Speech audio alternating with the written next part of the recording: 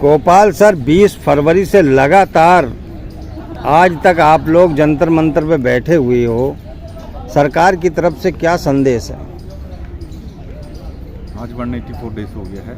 सरकार की तरफ से कोई खास संदेश तो नहीं आया है। हमारा मांग हुई है जो जुडिशियल कमेटी, लेकिन सरकार ने चर्चा के लिए अभी तक नहीं बुलाया है। उन्होंने यही कहा है, उन्होंने पैसे दी है 70,000 करोड़ दे दिए। उन्होंने ये बोला है हमें दूध को दूध पानी का पानी जो है वो अगर दिखाई देना है तो जांच कमेटी चाहिए। तो सरकार हिम्मत लगा दे, हमारा मांग को चैलेंज है हमारा, ये हमें चैलेंज किया है, हमें जुडिशरी कमेटी मांगा है।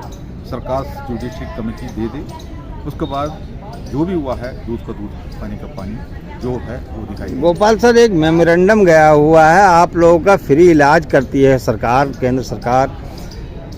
यो ECHS करके है, तो आप लोगों ने क्या मांग उसमें क्या विसंगतियां हैं, कुछ बताएंगे? ECHS जो है हमारा x serviceman contributory health scheme बोलता है। जैसे मान लो भारत सरकार बहुत पैसा खर्च कर रहा है उसको पीछे, जो आप लोग आम पब्लिक को भी यही सोचता है, लेकिन मैं आपको बता रहा हूँ ECHS में हमारा इलाज चलता है, हमारे परिवार का इलाज चलता है, हमारे पेरेंट्स का भी इलाज चलता है। जो भी बीमारी है, किसी भी रेंज नहीं है, आप उसका इलाज करके हमको ठीक करके ही दे दें। ये अच्छी एक स्कीम है। ये पहले नहीं था, ये 2004 में आया हुआ है, 2013 में आया हुआ है, उसको पहले नहीं था। उसको पहले हमारा इलाज जो चलता था सैनिक अस्पताल में फ्री में थे, कोई पैसा नहीं लगता था। लेकिन सैनिक अस्पताल सिर्फ सिटी जगह पर होता है, जहाँ सेना है, जो सैनिक क्षेत्र है वहाँ पर होता है, लेकिन गाँवों में जो पूर्व सैनिक रहता है उनका इलाज संभव नहीं है। ऐसे में सरकार ने पहले इसके ऊपर विचार किया, जो हम लोगों का ECHS जो गाँव में जो हॉस्पिटल है उसको ऊपर एम्बानलमेंट करके हमारा इलाज घर का पास कराने का एक कोशिश हुआ। लेकिन उसके लिए गवर्नमेंट काफ़ी दिन से चर्चा कर रहे थे, लेकिन उन्होंने क्या किया, पहले हमारे को 100 रुपये के हिसाब से हमारा पेंशन में बढ़ोतरी करके दे दिया ECHS का, जो हमारे को उसका महीने का मिलता है भत्ता 100 रुपये। बाद में वो 300 रुपये हो गया, उसके बाद 500 रुपये हो गया, आज वो 1000 रुपये है। लेकिन हमारा ECHS होने की वजह से हमको 1000 रुपये नहीं मिलता। जो भारतवर्ष में जितना भी पूर्व सैनिक है, जो JSO जवान अफसर, यानी जो चीफ ऑफ आर्मी स्टाफ का हो या हमारे एक सिपाही हो, दोनों को 1000 रुपये देता है। लेकिन ECHS हमारा बनने की वजह से उनके लिए वो लागू नहीं है। जिसने ECHS में मेंबर नहीं है उनके लिए 1000 रुपये लागू है। तो आपको मालूम होना चाहिए, जो ऑफिसर कैटेगरी वाला अलग अलग हर चीज़ से मांग रहा है, तो उसको उनको कम से कम 5-6 हज़ार क्यों नहीं दिया, हमको 1000 दिया? ऐसा तो नहीं है, कोई भेदभाव नहीं किया सरकार ने, क्योंकि एक इक्वल अलाउंस माना जाता है उसको, जो हमको जो मेडिकल के तौर पर देता है। लेकिन रह गया अभी ECHS पॉलीक्लिनिक के अंदर हमारा जो सरकार ने अपना तरफ से एक भी नया पैसा नहीं डाला। उसको नाम ही आप सुन लो, ex serviceman contributory health scheme. Contributory मतलब यही होता है हम उसको पैसा देता है, हमारा पैसा से एक फंड बनाया हुआ है, हमारा पैसा से ही हमारा इलाज चलता है।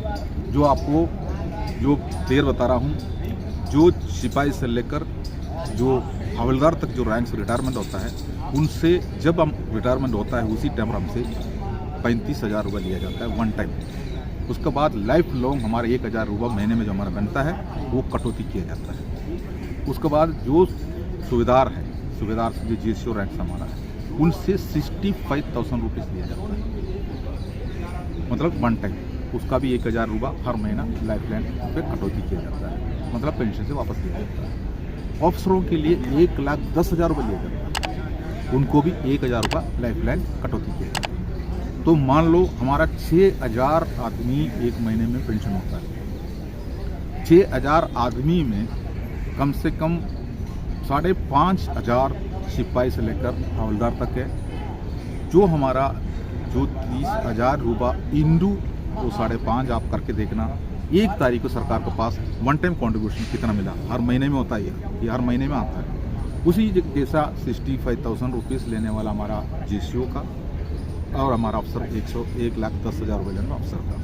लेकिन अफसर तो मुश्किल से एक महीने में 10, 15, 20 रिटायरमेंट होता है, तो उनका कॉन्ट्रीब्यूशन अमाउंट कितना है और जो हम लोग ज़्यादा जो लोग 5,500 तक जो निकलता है उनका कैसे है। अब दूसरी बात, जो हम लोग जो रिटायरमेंट होकर आता है, जो जिसने जो हवलदार तक रिटायरमेंट होकर आता है 40-45 की उम्र में निकल के बाहर आ रहा है। 40 की उम्र में हम लोग जो 38 की उम्र वाला वो निकल के आता है, और 40-45 की उम्र में हम निकल के आता है। उस टाइम पर हमारे शरीर सेना के अंदर इतना अच्छे फिजिकल से निकल कर आने की वजह से हम लोग कोई बीमार नहीं है, जो हमारा कोई इलाज का ज़रूरत भी नहीं है। हमारे से इतना पैसा लेने के बावजूद भी हमारे इलाज के नाम पर हमारा सरकार हम लोगों को इतना पैसा खर्च करने की ज़रूरत नहीं होता। सब स्वास्थ्य है, जो हमारा जो स्वास्थ्य बिगड़ने वाला काम इसे होता है।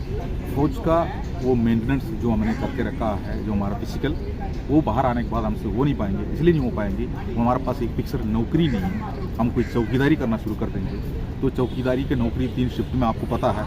जब हम अपने शरीर को ठीक कर रहा था उस टाइम पर हम ड्यूटी पे होगा, इस हिसाब से वो भी हमारे घर से कहीं दूर होगा, खाना पीना भी तो थोड़ा हमको दिक्कत है उस टाइम पर। तो ऐसी स्थिति में हम लोगों को वहाँ पर भी प्रभावित है हमारा।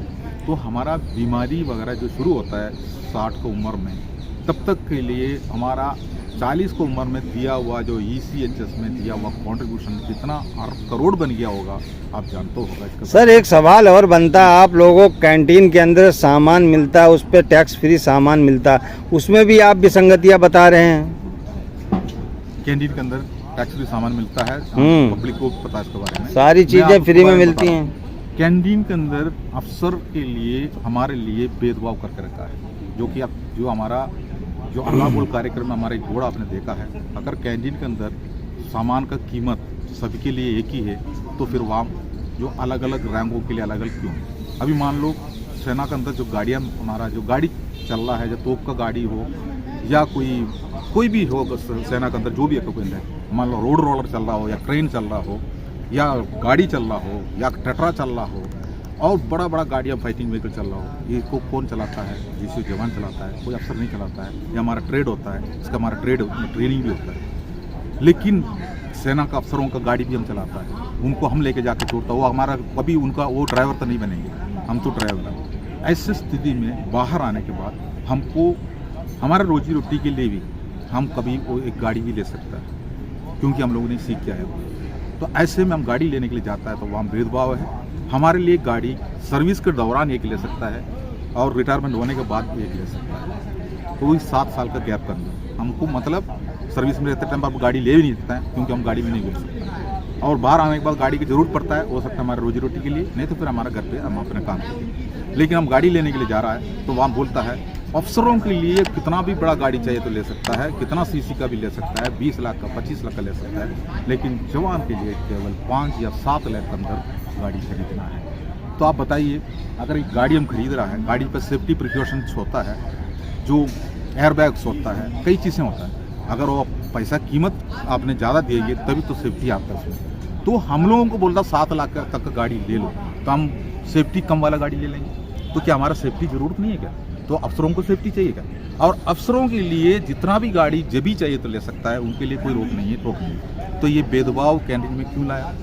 ये है हमारा। अच्छा, गाड़ी के ऊपर ही है और भी मतलब प्रोडक्ट बहुत सारे हैं कैंटीन के अंदर, XYZ मतलब खाने का सारा सामान और भी बहुत सारे प्रोडक्ट हैं। तो अफसरों के लिए मतलब गाड़ी पे ऐसा रोक है और भी चीज़ों में विसंगतियाँ हैं। जो गाड़ी जो कैंटीन के अंदर जो भी सामान है, हमारे ऊपर सामान को इतना सामान लेना है, ये हमारे ऊपर करके रखा है। लेकिन अफसरों ने क्या करता है, किसी किसी कैंटीन में आप देखा होगा, देहरादून के कैंटीन में जो हुआ है उसी में अफसरों ने अपने लिए अलग से कैंटीन बना दी, जो कि ये कभी कर भी नहीं सकता, जो कि सीमित सामान मिलता है। हमें मान लो साबुन की जरूरत पड़ता है, इसका मतलब ये नहीं है मैंने 4-4 बॉक्स साबुन ले मेरे लिए बता देंगे आपको नहाने का साबुन आपके लिए, आपका परिवार के लिए 10 लागू है, तो हम किसी भी कंपनी का हो वो 10 ही ले सकते हैं। लेकिन हमारा अफसर वहाँ पहुँचता है, वो उनके लिए भी ले लेंगे, पड़ोसी को भी ले लेंगे, पूरे दुनिया के लिए भी ले लेंगे, कोई रोक टोक नहीं। तो ऐसे में हम लोगों को जो मिलता है वो कम पड़ जाता है और कम पड़ जाता है। लेकिन इन्होंने क्या कर दिया, अपना सुविधा के लिए अलग से इन्होंने कैंटीन तक बना दिया, नहीं तो अलग से उन्होंने अपना काउंटर बना दिया। इसके ऊपर विवाद हुआ, विरोध हुआ, क्योंकि उनका जगह पर जाकर देखेगा तो हर चीज़ें अवेलेबल, हमारे जगह पर जाकर देखेगा तो मक्खी उधर झाड़ रहा है, हमको नहीं है, नहीं मिलेगा, अगला महीना ले लो। तो ये भेदभाव, पैसा तो सभी दे रहा है, सभी के लिए लागू है। गवर्नमेंट ने, डिफेंस मिनिस्ट्री ने कैंटीन सब रैंकों के लिए दिया हुआ है। तो ये अलग अलग इन्होंने जो बना दिया, जो इसी के ऊपर विरोध थे। और दूसरी बात, आपको एक बात ये भी याद आ रहा है, मैं बताना चाहता हूँ, अभी आपने एक लेटर देखा होगा हम लोग जंतर मंतर में रहने के बाद कैंटीन के बारे में, 2 महीने का कोटा, 2 महीने का सामान इकट्ठा एक बार ले सकते हैं। इसको एक लेटर निकाल के आया, वो लेटर का बहुत प्रचार हो रहा था, हमारा पूर्व सैनिक लोग बाग इसको पीछे बहुत बोल रहे थे, लेकिन दबा के रखा हुआ एक लेटर बाहर छोड़ा है। वो लेटर पहले से भी है, हमारा कैंटीन प्रणाली पर स्मार्ट कार्ड सिस्टम आया था करीब 10-12 साल पहले, जो हमारा पास एक कार्ड दिया जाता है, उस कार्ड में ऑल इंडिया में किसी भी कंप्यूटर के अंदर, कैंटीन के अंदर वो लगाया जाता है, सिस्टम काम करता है, हमारा नाम आता है। एक बार मैंने लिया हुआ सामान इंडिया में दूसरा जगह पर ले नहीं सकता है, स्मार्ट कार्ड से सब पता चलता है। लेकिन ऐसे है, अगर मान लो मेरा कार्ड केरला का है, मैं यहाँ आने के बाद मैं यहाँ से सामान लेना चाहता है, तो यहाँ का कैंटीन में जाएंगे, कंप्यूटर में मेरा कार्ड डाल देंगे, लेकिन कार्ड शो कर रहा है मेरा जो सामान जितना दे सकता है, लेकिन वो इशू नहीं करेंगे, वो सीधा बोलेंगे आप अपना कैंटीन में दे दीजिए। लेकिन मेरा जगह पर एक अफसर अगर आ गया उसी जगह पर अपना कार्ड लेकर, वो साथ सुविधा सब कुछ उनको देंगे, अब उनका टोकरी भर देंगे, उनका गाड़ी भर देंगे, लेके जाएंगे, हमारा यही रहेंगे का लोग उनका चमचगिरी भी करेंगे। मजबूरी है, वो उनका नौकरी करना है, जो कि अगर नहीं करेगा तो उनको घर बिठाएंगे। इस मजबूरी का फ़ायदा तो हमारा अफसर उठाता है। लेकिन ये सिस्टम आपको मैंने ये भी बता रहा हूँ, ये भेदभाव, अगर मान लो हमने नेवी का कैंटीन में जाता है या नहीं तो हम लोग ने एयरफोर्स का कैंटीन में जाता है, वहाँ ये भेदभाव नहीं है। वो उनका सिस्टम अगर उनका सामने जो कंप्यूटर बोलता है इनको दे दो, वो दे देंगे।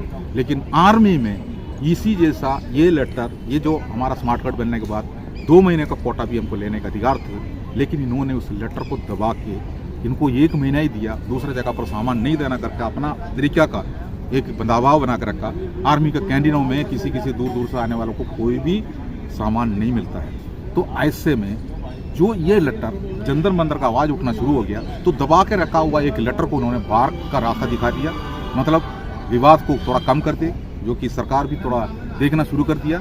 इन लोगों का सुविधा को कौन कौन हाथ लगा कर रखा है, जो हमारा सुविधा हमारा अधिकारी द्वारा ही रोक के रखा था, वो बाहर आ गया। ऐसा कोई नया लेटर सरकार की तरफ से नहीं आया, पुराना पॉलिसी थे, रोक इन्होंने लगा कर रखे थे, सेना का कैंटीनों में लगा कर रखे थे। ये कैंटीन का जो हमारा विसंगति ये है जो कैंटीन के बारे में। और जो दूसरी बात है, जो ECHS के बारे में कुछ बातें छोड़ दिया है, जो अफसरों के लिए 58 की उम्र में अफसर पेंशन आना शुरू होता है, तो उनका 1,10,000 रुपये लिया जाता है उनसे, बहुत ज़्यादा अमाउंट ले रहा है।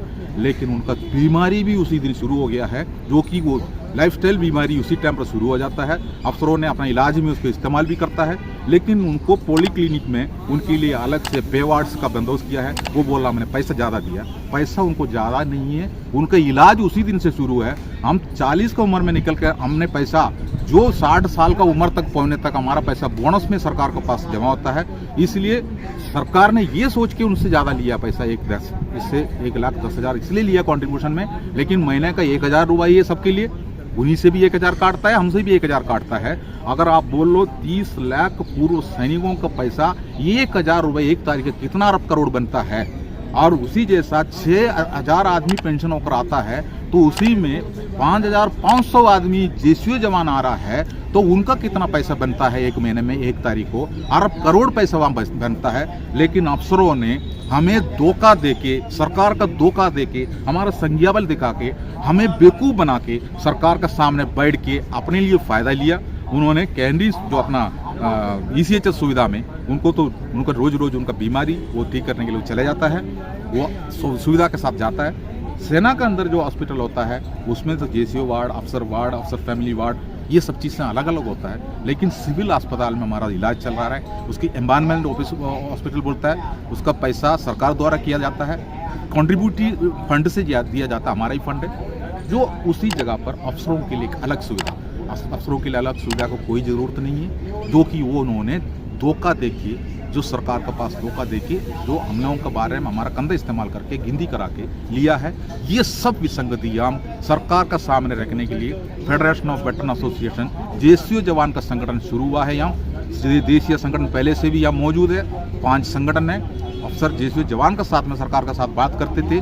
आज उन्होंने अपना जो फेडरेशन जन्म लेने के बाद टांग खींचने में लगे हैं, जो कि उसी के अंदर भी जेसीओ जवान वगैरह है। उन्होंने अपना संगठन ना टूटे इसलिए सोच समझ के वो लोग अपना जगह पर मीटिंगें लगा रहा है, हमारे अगेंस्ट लगा रहा है। लेकिन जो फेडरेशन ऑफ बर्तन एसोसिएशन सरकार को जो विसंगति का लिस्ट दिया है विस्तार विवरण के साथ में, उसमें ECHS का भी है, उसके कैंटीन का भी है। जब तक ये हमारा जो हिसाब से ये पूर्ण नहीं होंगे हम यहाँ से हटने वाला नहीं है। आने वाला टाइम पर FA इसके लिए जो सवाल पूछ रहा है जवाब सरकार देगी।